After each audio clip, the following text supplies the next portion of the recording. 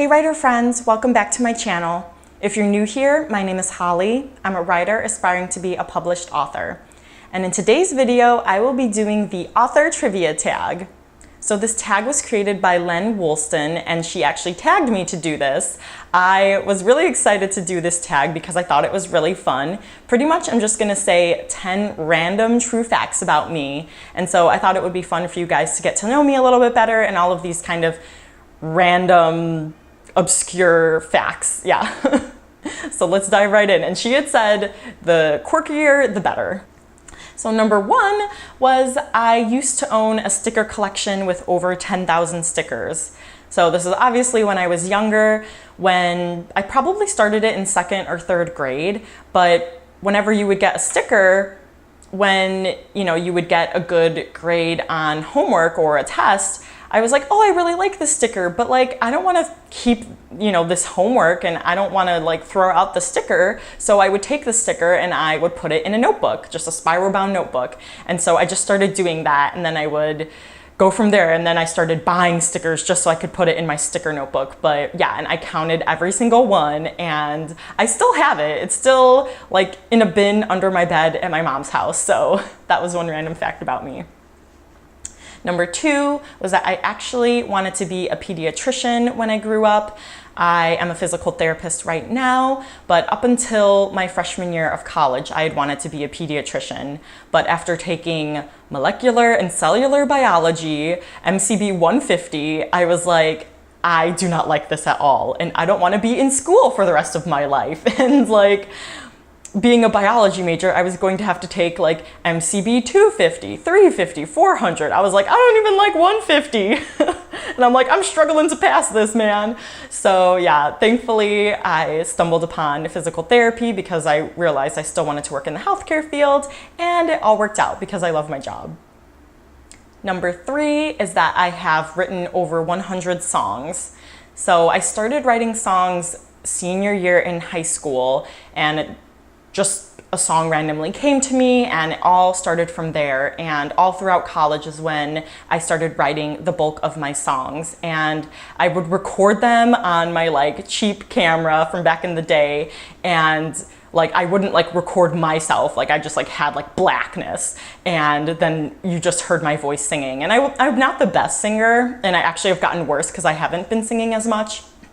But yeah, I haven't written a song in a long time. Like the last time I completed a song was, I think, 3 years ago. So it's really sad, but I do have all of these like unfinished lyrics that like maybe someday I will complete. But I actually submitted my lyrics to the like copyright office. So I got my songs copyrighted. So maybe someday I could try to share it with the world or get some artists to buy it. But that's like my ultimate dream, but I don't know if that would ever happen.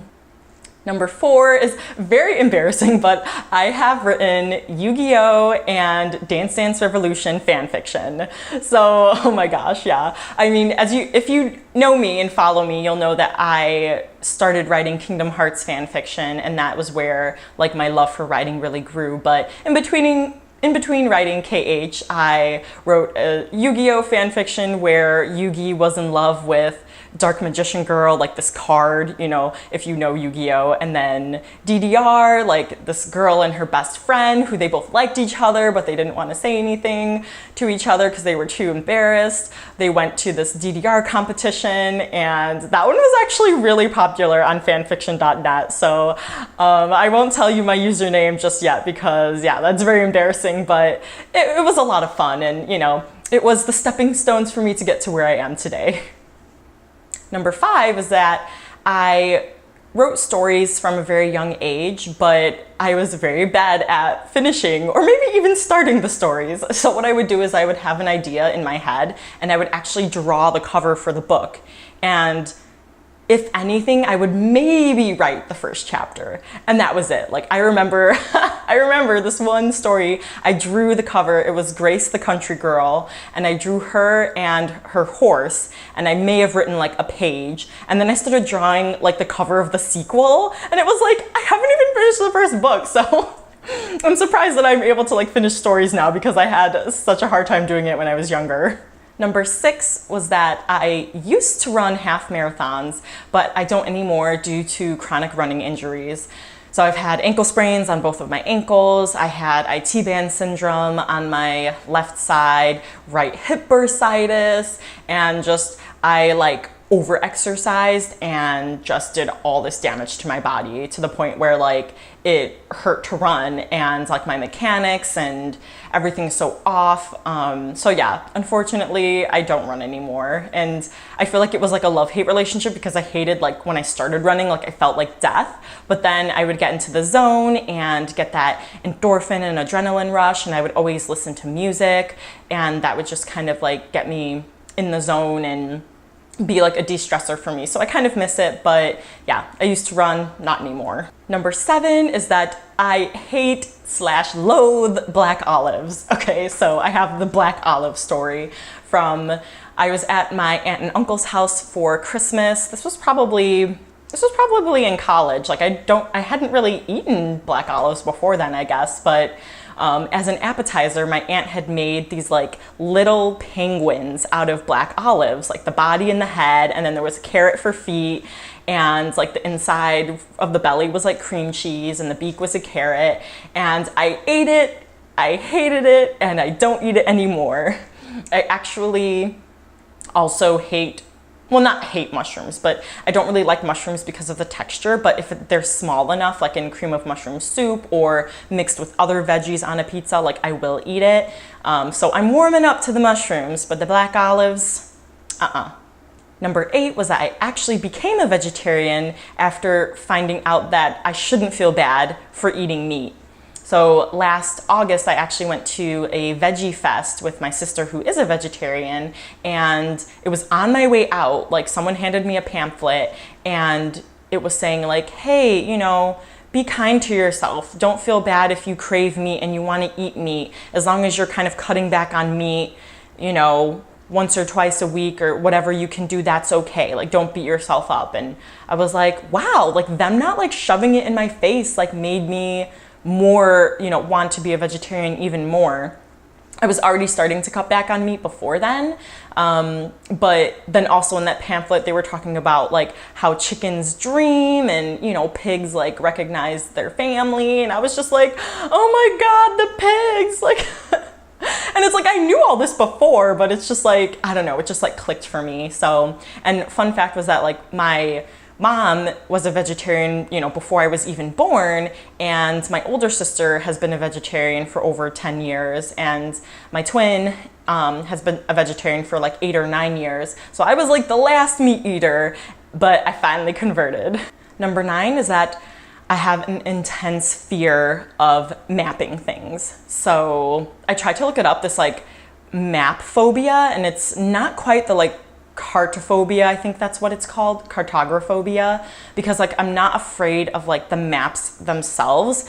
I first started to have this phobia when I was like mapping somewhere and it was like a lot further away or a lot farther away than I thought it was, and so it like freaked me out, like because the map kind of like zoomed out and it took like 5 hours to get there when I thought it would take like an hour or something, and I was like, oh my god, like I just freaked out so much. So now it sounds so funny, but like really, like legit, like I will be scared. Like when I try to map something, I have to have someone with me, otherwise I will be like, you know, when I'm scared and you're like closing your eyes and looking, like I will be squinting to like, because I can't do it. Like it's so bad.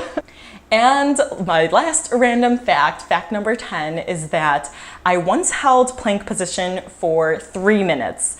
So I definitely cannot do that now, but there was a challenge at work. My physical therapy clinic is attached to the fitness center of the hospital I work at.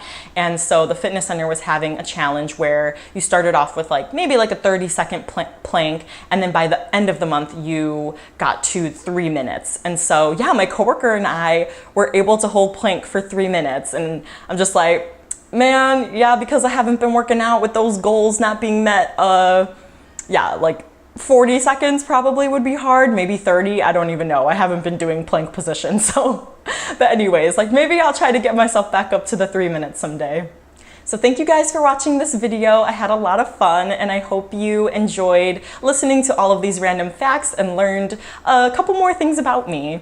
So if you like this video, please give it a thumbs up to support my channel. And then let me know in the comments down below any random facts about you. You can even list 10 random facts. I think that would be cool.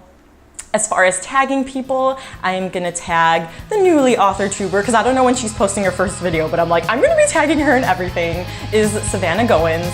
And I will also be tagging Maverick Moses and Emily Lunatic writing the book. All right, so those are the 3 people I'm going to tag. And then if I don't tag you, then please feel free to do this tag anyways, because it was a lot of fun. So thank you, Len, for tagging me. All right, you guys, I'll see you guys next time.